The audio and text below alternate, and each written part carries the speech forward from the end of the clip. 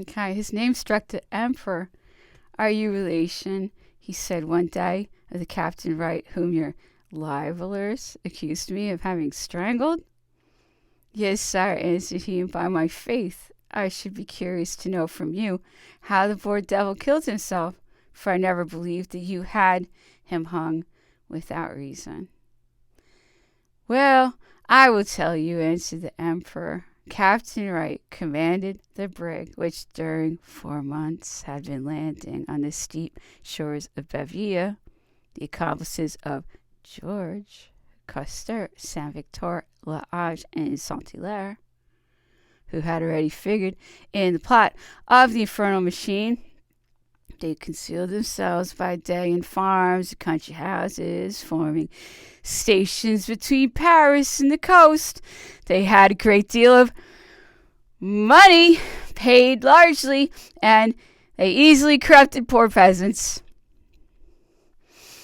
One named Mackay de la Fouche, whom your ministers paid to favor conspiracies, but who had sold himself to my police, gave the first information concerning these disembarkments, and the secret object of the cruise was Captain Wright's brig.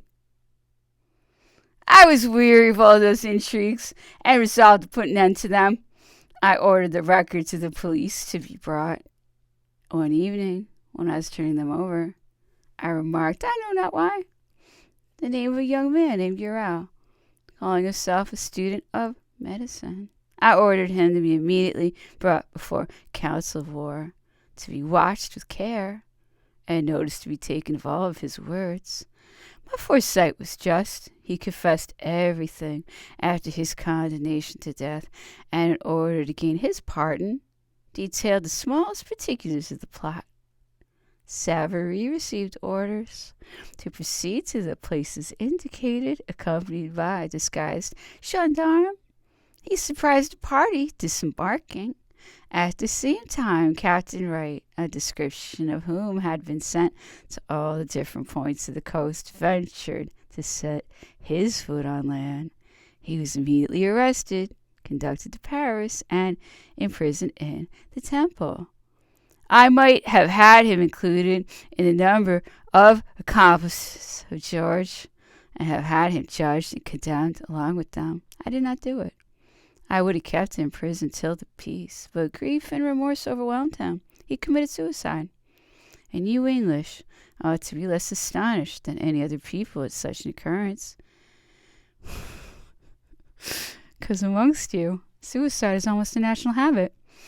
Your ministers seized this opportunity to accuse me of a crime, as in the case of Pichegru, although they knew very well that Pichegru's presence for a criminal tribunal would have been 100 times more advantageous to my cause than his death, but it mattered little to them to lie to their own consciences.